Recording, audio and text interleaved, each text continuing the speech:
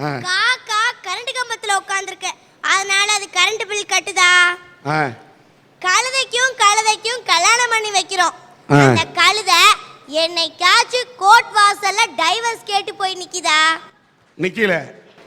எரும மாடு வாங்கணும்னு நம்ம லோன் கேட்டு பேங்க்குக்கு போறோம். எரும மாடு தனக்கு லோன் கேட்டு பேங்க்குக்கு போகுதா? போகல. பறவைங்க எல்லாம் வெளிநாட்டுல இருந்து வேடந்தாங்களுக்கு வருது. பாஸ்போர்ட் விசா இல்லைன்னு வெளிநாட்டிலேவா இருக்குது? முயல்லாம் அவங்க கூட்டத்தோட குடும்பத்தோட பொந்துக்குள்ளார இருக்கு. இந்த முயல் கூட்டத்திலேயாவது மாமியார் மருமகள் சண்டை நடக்குதா? விலங்குகள்லாம் பிரச்சனை இல்லாம தன்னுடைய சூழ்நிலைக்கு தகுந்த மாதிரி வாழ்க்கையை வாழ்ந்துட்டு இருக்கே. ஆனா இந்த மனுஷன் மட்டும் பிரச்சனைன்னு கத்திட்டு இருக்காங்களே, என்ன சார் பிரச்சனை? புல்ல இருக்கிறது மான் சாப்பிடுறதுக்காக, மானை படைச்சிருக்கிறது புலி சாப்பிடுறதுக்காக. புலி தேர்ந்து எப்படியாச்சும் தப்பி ஓடணுங்கிறது தான் மானோட வாழ்க்கை. மானை எப்படியாச்சும் கொன்று சாப்பிடணுங்கிறது தான் புலியோட வாழ்க்கை. ஐயோ நம்மளை புலி துரத்துமே அப்படின்னு நினச்சா மானால வாழ முடியாது. ஐயோ மான் ஓடிட்டே இருக்கே அப்படின்னு நினச்சா புலியால சாப்பிட முடியாது. வெளியில பார்க்குற நமக்கு வேணா அது ஒரு பெரிய பிரச்சனையா தெரியலாம். ஆனா அந்த புலிக்கும் மானுக்கும் பிரச்சனை இருக்கு. அந்த பிரச்சனையை சமாளிச்சுட்டு இருக்குது. வாழ்க்கையை மட்டும் நம்ம சரியாகவும் தெளிவாகவும் புரிஞ்சுக்கிட்டா யாருக்கும் யாராலும் பிரச்சனையே இல்லைன்னு தான் சார் நான் பேச வந்திருக்கேன். சபாஷ்.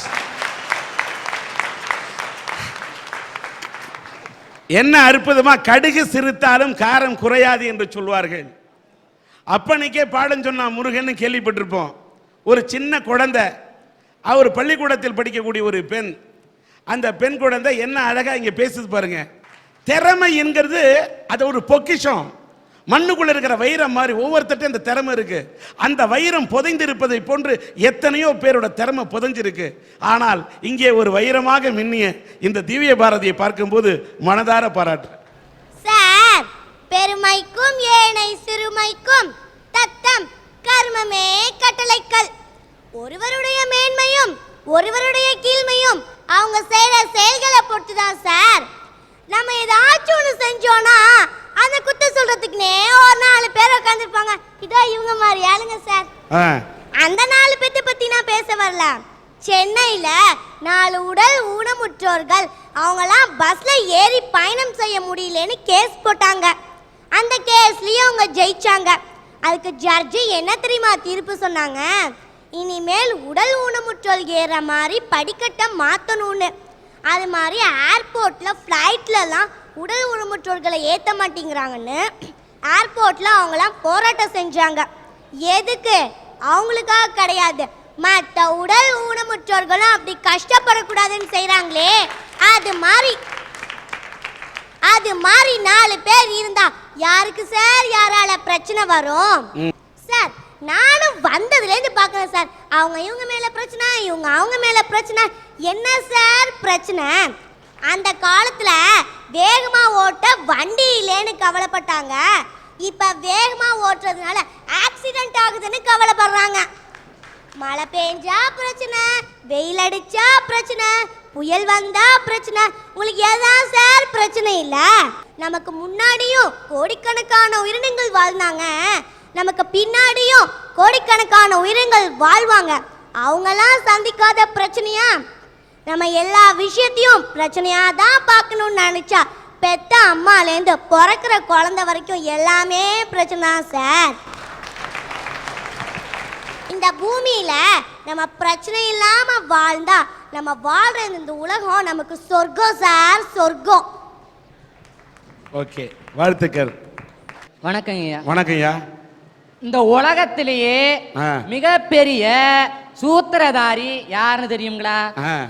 கடவுள் தான் சார். ஏன்னா அவன் படைச்ச பிரச்சனை எது தெரியுங்களா? இந்த உலகம். அடுத்த பிரச்சனை எது தெரியுங்களா? இந்த ஆம்பளையும் பொம்பளையும் படைச்சான் பாருங்க, அதுதான் பெரிய பிரச்சனையே சார். ஒருத்தனுக்கு எல்லா உணவு உடை எல்லாத்தையும் கொடுத்து கொண்டு போய் ஒரு தீவுல வச்சு பாருங்க, 10 நாள்ல அந்த வாழ்க்கை அவனுக்கு பைத்தியம் பிடிச்சு போயிடும். ஏன் தெரியுங்களா? பிரச்சனை இல்லாத வாழ்க்கை அது பைத்தியம் பிடிச்சிரும். பிரச்சனை இருக்க வாழ்க்கை அதுதான் சார் சவாலை கொடுக்கும்.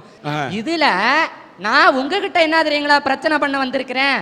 இந்த ஆம்பளைங்க பொம்பளைங்களுக்கு கொடுக்கிற பிரச்சனை இருக்குது பாருங்க, அதுதான் பெரிய பிரச்சனைன்னு நான் ஒரு ஆம்பளையா இருந்து கத்தி கதற வந்திருக்கிறேன் சார். ஆம்பளை பண்ற பிரச்சனைக்கும் பொம்பளை பண்ற பிரச்சனைக்கும் இருக்கக்கூடிய வித்தியாசம்ங்கிறது, பொம்பளை பண்ற பிரச்சனைங்கிறது தங்க தாம்பளம் இருக்குது பாத்தீங்களா, அதுல உழற ஓட்ட மாதிரி உருக்கி பார்த்தா மீண்டும் தட்டை எப்படி பயன்படுத்தலாமோ அது மாதிரி பொம்பளைங்களோட பிரச்சனையை தீர்த்திடலாம். ஆனால் இந்த ஆம்பளைங்க செய்யற பிரச்சனை எப்படி தெரியுங்களா, மண்பானையில உழுந்த ஓட்ட மாதிரிங்க. பானை எப்படி ஓட்ட பெருசாகி உடஞ்சு போதோ, இந்த ஆம்பளைங்க பண்ற பிரச்சனையால பொம்பளைங்களோட வாழ்க்கை உடஞ்சு போகுது. இந்த நாட்டுல உண்மையாலுமே நடந்த சம்பவத்தை நான் சொல்றேங்க. ஒரு இளம் விதவை பெண்ணுங்க, அவ மலை ஜாதியின பெண். இதே சேலத்துல நடந்த உண்மை சம்பவங்க. அவ பேரு கவிதா. அவ சின்ன வயசுலயே புருஷன் இறந்து போயிட்டான். ஆனா அந்த பொண்ணு மேல ஆசைப்பட்டு ஒரு பையன் அவளை காதலிச்சிருக்கான். இவ மலசாதியின பெண், அவன் உயர்ந்த ஜாதி.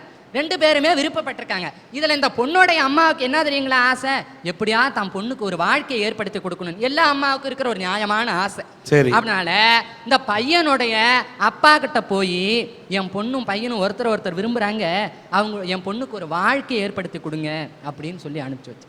இந்த அம்மா சொல்லிட்டு திரும்பி வர்றதை காட்டியும் அந்த உயர்ந்த ஜாதின்னு அந்த பையனுடைய அப்பா இருக்காரு பார்த்தீங்களா, அவரு 4 ஆம்பளைங்களை அந்த பொண்ணு வீட்டுக்கு இந்த அம்மா வர்றதுக்கு முன்னாடி அனுப்பி அந்த பொண்ணை வெளியில இழுத்துட்டு வந்து அவளுடைய ஆடைகள் எல்லாம் உருவி அசிங்கப்படுத்தியிருக்கான் சார். அன்னைக்கு பாரதத்துல துரியோதனனுடைய அவையில துச்சாதனன் திரௌபதியின் துகிலை உரிக்கும் போது கண்ணா கண்ணான்னு கத்தனாலாம், துணியை கொடுக்க கண்ணை வந்தானா? இந்த நாட்டுல அந்த பொண்ணு அண்ணா அண்ணான்னு கத்திருப்பாளே, எந்த ஆம்பளையாவது வந்தானா சார்? நின்று வேடிக்கை பார்த்தது ஆம்பளை தானே சார்.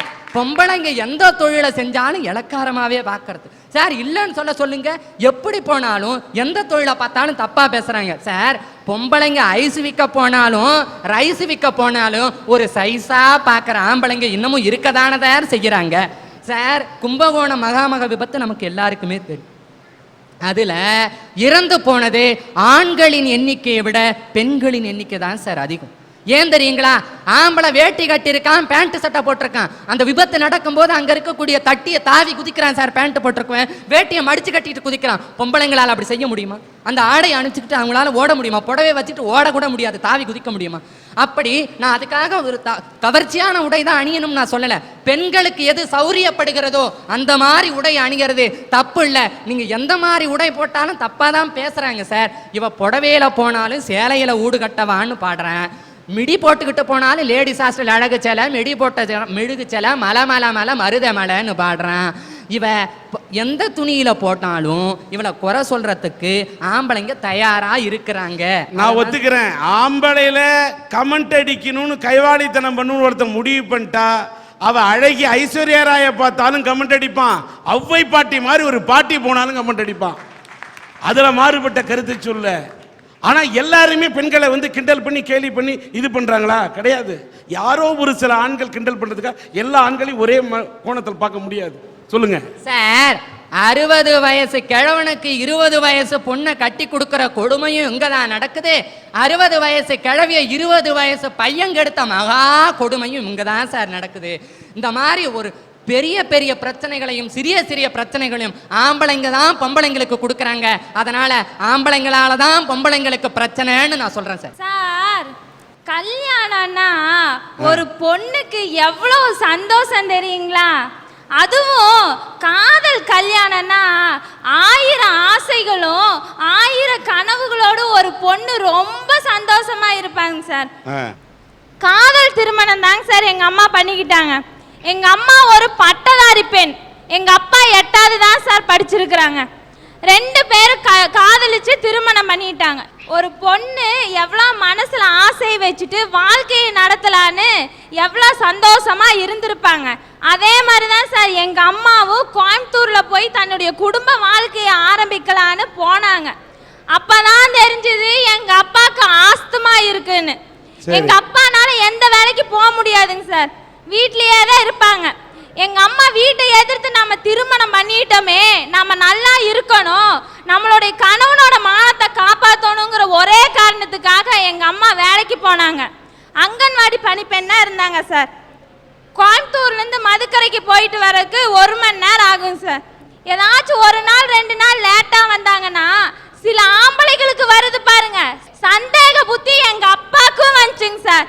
இந்த சூழ்நிலையில தான் சார் நான் பிறந்தேன். நான் பிறந்து 3 மாசம் கழிச்சு எங்க அப்பா எங்களை விட்டுட்டு போயிட்டாரு. போனவர் சும்மா போயிருந்தா கூட எங்க அம்மா வருத்தப்பட்டிருக்க மாட்டாங்க. எந்த கணவனும் தன் மனைவியை பார்த்து கேட்க கூடாத கேள்வியை கேட்டாங்க சார். இந்த குழந்தை எனக்கு பிறக்கல, வேற எவனுக்கோ பிறந்ததுன்னு சொல்லி எங்க அம்மா பார்த்து கேட்டாங்க சார். எங்க அம்மா துடிச்சு போனாங்க. அந்த இடத்துல என்ன பண்றதுன்னு தெரியல. எங்க அம்மா அழுதுனாங்க, கெஞ்சினாங்க. எங்க அப்பா கேட்கல. எங்க அப்பா எங்களை விட்டுட்டு போயிட்டாரு. எங்க அப்பா பேர் சொல்றதுக்கு எனக்கு தைரியம் இருக்குங்க சார். எங்க அப்பா பேர் ராஜ்குமார். கோயம்புத்தூர்ல பாஸ்டரா இருக்கிறாரு சார். ஒரு பாவம் செய்யாத அந்த இயேசுநாதர் சிலுவையில் அறைஞ்சாங்க சார். இத்தனை பாவம் பண்ண எங்க அப்பாவை யார் சார் சிலுவையில் அறைவா? சிலுவையில் அறையணும் வேணாம், காதில் அறையிற மாதிரி வார்த்தை கொண்டு நீ இங்கே பேசுகிறாயே, இந்த வார்த்தை அவருடைய உள்ளத்தை தைக்கட்டும். இயேசுநாதர் சிலுவையை மட்டும் சுமக்கவில்லை, அடுத்தவர்களின் பாரத்தை சுமந்தார், அந்த படுவை சுமந்தார். நீ உன்னோட ஃபாதர் இல்லைன்னு நீ கவலைப்படுற, ஆனா God is a father, God father. அந்த இயேசுநாதர் தான் எல்லாருக்கும், உங்களை போன்றவர்களுக்கெல்லாம் காட் ஃபாதர். உன் தந்தை இல்லாவிட்டாலும் கூட அந்த இடத்தில் ஒரு தந்தைக்கு தந்தையாக, தாய்க்கு தாயாக இருந்து உன் தாய் உண்மை வளர்த்திருக்கிறாரே, அவரைத்தான் நான் மனதார பாராட்டுகிறேன் சார். ஒரு பொண்ணா இருந்து எங்க அப்பா பண்ண பாவத்தை நான் மன்னிச்சிடுறேங்க சார். எங்க அம்மா சரி விட்டுட்டு போயிட்டாரே, ஒரு பொண்ணு இருக்குது அப்படிங்கறதுக்காக எனக்காக எங்க அம்மா வாழ்ந்தாங்க சார். சரி நம்ம தாத்தா ஊருக்கு போகலாம் அப்படின்னு சொல்லிட்டு எங்க அம்மா வந்தாங்க சார். வந்து எங்க தாத்தா வீட்டில் நின்னா எங்க அம்மாவோட அண்ணன் தம்பிகளை எங்க அம்மாவை யாரும் ஆதரிக்கல. எங்க அம்மா நடுத்தருவில் தனியா இருந்தாங்க. எங்க அம்மாக்கு என்ன பண்றதுன்னே தெரியல சார். எங்க அம்மா சரி செத்து போயிடலாம் அப்படிங்கும் போது குழந்தை இருக்குதே, நம்ம அந்த குழந்தைக்காக வாழணுங்கிறதுக்காக எங்க அம்மா போராடினாங்க. சரி இந்த வேலை தான் நம்ம கணவனை சந்தேகப்பட வச்சுது அப்படின்னு சொல்லிட்டு எங்க அம்மா அந்த வேலையவே விட்டுட்டாங்க. சரி சுயமா தொழில் செய்யலாம் அப்படின்னு சொல்லிட்டு பேங்க்குக்கு போனாங்க சார். பேங்க்குக்கு போனா எனக்கு லோன் தாங்க, நான் சுயமா தொழில் செய்யறேன் அப்படின்னாங்க. எங்க அம்மாவோட சூழ்நிலையை புரிஞ்சுட்டு பேங்க் மேனேஜர் கேட்டாரு, நான் உனக்கு லோன் தரதுல எனக்கு என்ன லாபம்னு சொல்லி கேட்டாங்க சார். எங்க அம்மாவுக்கு புரியல. என்ன சார் சொல்றீங்க அப்படின்னா, நான் உனக்கு லோன் தரேன், நீ என் ஆசைக்கு நீ இணங்குன்னு சொன்னாங்க சார்.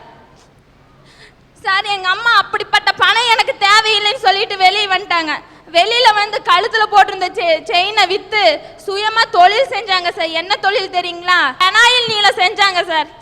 அப்படி செஞ்சு எங்க அம்மா விற்க போகும்போது சில ஆண்கள் சமுதாயம் என்ன தெரியுங்களா சொல்லுச்சு எங்க அம்மாவை பார்த்து, இவ பெனாயில் விற்க போல வேற என்னமோ வித்துட்டு வர அப்படின்னு சொன்னாங்க சார். எங்க அம்மாவை பார்த்து எங்க அம்மா துடிச்சு போனாங்க.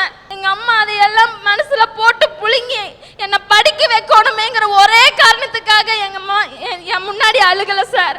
நான் சொன்னேன், அம்மா எனக்கு டீச்சர் ஆகணும்னு ஆசையா இருக்குமா அப்படின்னு நான் சொன்னேன். எங்க அம்மா சொன்னாங்க, உங்க அப்பனாலதான் என்னையும் உன்னையும் காப்பாற்ற முடியல, என் மகன் 4 பேர்த்துக்கு உதவியா இருக்கணும்னு சொல்லிட்டு என்னை ஏஎன்எம் நர்சிங் படிக்க வச்சாங்க சார். ஃபர்ஸ்ட் கிளாஸ்ல நானும் பாஸ் பண்ணேன்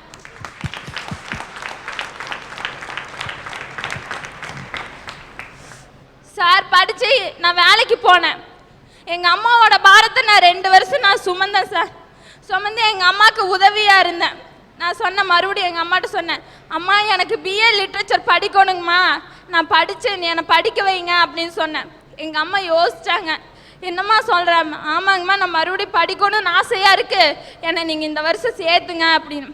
எங்கள் அம்மா யோசிச்சு அடுத்த நாள் காலையில் சொன்னாங்க, நான் உன்னை படிக்க வைக்கிறேன், ஆனால் நீ எனக்காக ஒன்று பண்ணு அப்படின்னாங்க. என்னங்கம்மா சொல்லுங்க அப்படின்னு. கடவுள்கிட்ட நீ ப்ரேயர் பண்ணிக்கோ, எனக்கு ஆயுசுனால கூட்டி கொடுக்கணும்னு சொல்லி ப்ரேயர் பண்ணிக்கோ அப்படின்னாங்க சார். அதில் துடிச்சு போனேன் சார். இத்தனைக்கு காரணம் அந்த ஆண் தானே சார். ஆண்னால தான் சார் பிரச்சனை. அதனால தயவு செய்து இந்த அரட்டை அரங்கத்து மூலியமா நான் கேட்டுக்கிறேன், கணவனால் கைவிடப்பட்ட பெண்களா இருந்தாலும் சரி, கணவனை இழந்த பெண்களா இருந்தாலும் சரி, தயவு செய்து உங்க சகோதரியா பாருங்க. நீங்க அவங்கனால உதவி செய்யலைனாலும் பரவாயில்ல, உபத்திரவம் கொடுக்காம இருங்க. ஆண்களே, நீங்கள் பெண்களை எல்லாரையும் ஒரே பார்வையில் பேக்காதீங்க. ஃபினைல் விற்க போனா கூட நீ ஃபினைல் விற்க போனியா இல்லை வேற விற்க போனியான்னு நான் கூசாம பேசக்கூடிய ஆண்கள். இதே உன் வீட்டில் ஒரு பெண் அப்படி போனா கேள்வி கேட்பியா? கேப்பியா? எல்லா பெண்ணையும் அந்த அம்மா சொன்னது. இப்ப கண்ணீரோடு அந்த பெண் சொல்லுகிறார், நீங்க உதவி பண்ணாட்டா கூட பரவாயில்ல, உபத்திரவம் பண்ணாதீங்க. ஏன் உங்களுடைய காம கடூரமான கண்களுக்கு சாதாரண இந்த பெண்கள் தான் கிடைக்கிறாங்களா? ஏன் ஒரு குடும்ப பெண் தன் குடும்பத்தை காப்பாற்றணும்னு கஷ்டப்பட்டு உழைக்கக்கூடிய சேலை கட்டினா எல்லா பொண்ணுமே பொண்ணு தானா? உன்னை பெத்தெடுத்த தாய் ஒரு பெண்ணு தான். உன் கூட ஏன் நாளைக்கு கல்யாணம் பண்ணி நீ ஒரு பொண்ணை பெத்தா அந்த பொண்ணு ஒரு பெண்ணு தான். உன் கூட பிறந்த சகோதரி ஒரு பொண்ணு தான், அவளும் சேலை தான் கட்டுறா. பெண்ணை பெண்ணா பார்க்க சமுதாயம் கற்றுக்கொள்ள வேண்டும். God bless you.